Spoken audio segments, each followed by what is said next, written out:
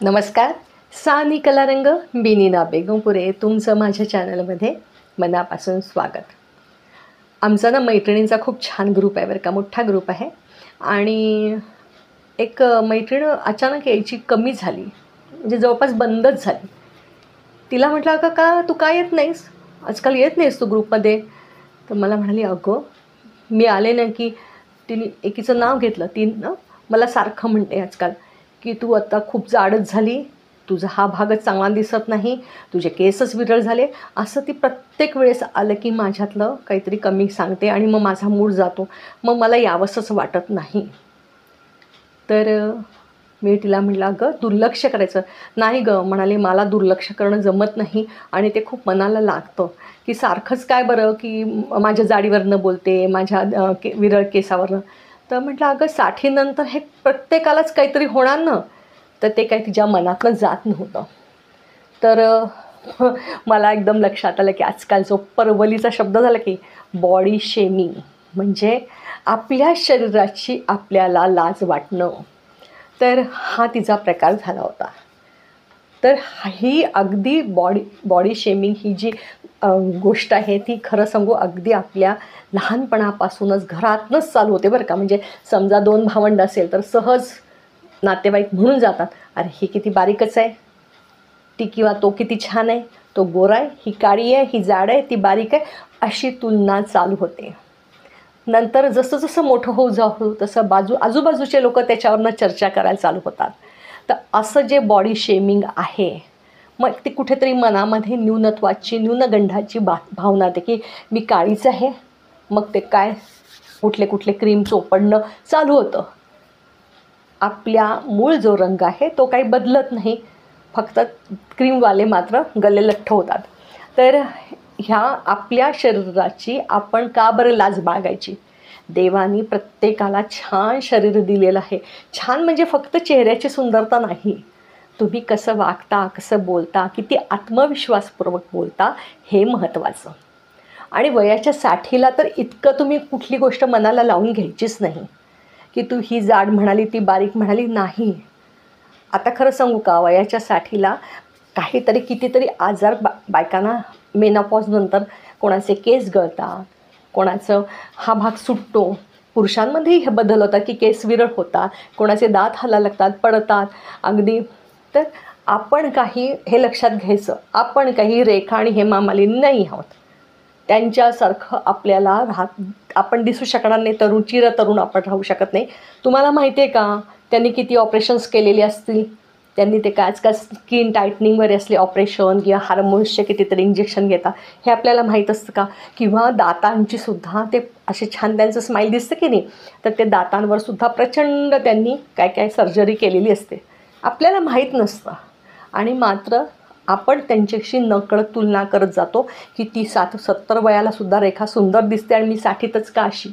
तर आपल्या शरीराची आपण काळजी नक्कीच घ्यायची आहे, पण त्याच्याबद्दल लाज बाळगू नका. कारण काय होतं, थायरॉईडमुळे कोणीतरी बारीक तरी होतं, कोणीतरी जाड तरी होतं, म्हणजे दोन्ही प्रकार होतात. किंवा ज्याला शुगर असते तर ती व्यक्तीसुद्धा, पुरुष म्हणा किंवा स्त्री, थोडीशी ओढल्यासारखी दिसते. अगदी म्हणजे सगळेच दिसतील अशातला भाग नाही आहे, तर थोडंसं त्यांच्या चेहऱ्यावर दिसतं काही जणांच्या.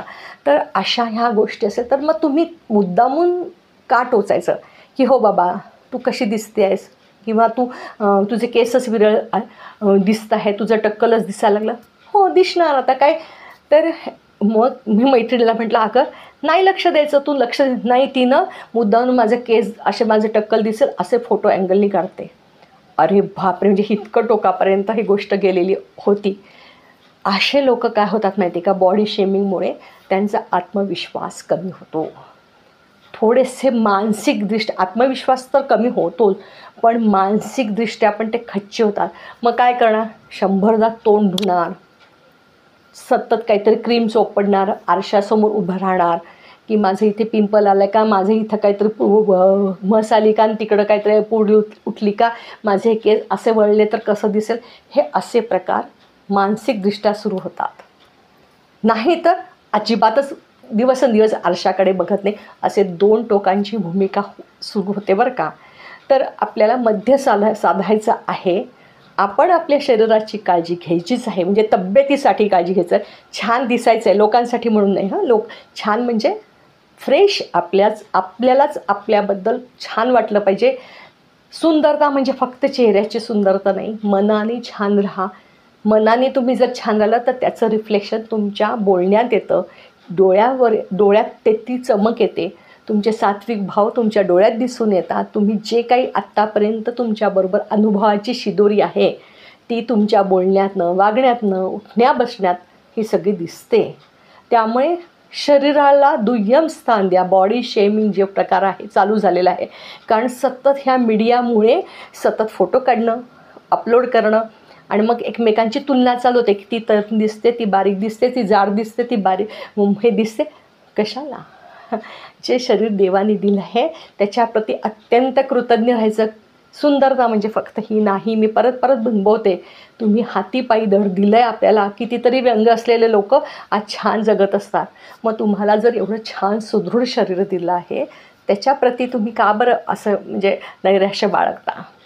तर मला वाटतं की असा प्रश्न खूप जणींना आहे. बरेच जण मला कॉमेंट्समध्ये खाली लिहित आहे की माझं असं आहे तर मी काय करू.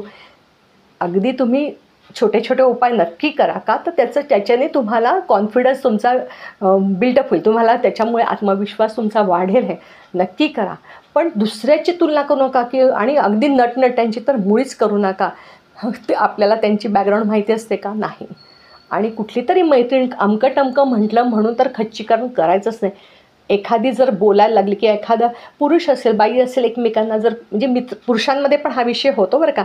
अरे काय रे तुझं सगळे केस उडले रे, ठणकावून सांगायचं.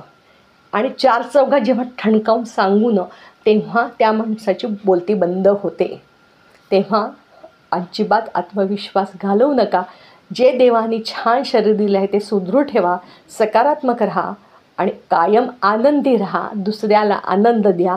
दुसऱ्याला आनंद देण्याने सुद्धा तुमच्या चेहऱ्यावर एक वेगळ्या प्रकारचा ग्लो येतो. तो कुठल्याच फेशियलने येणार नाही, हे मी नक्की सांगते.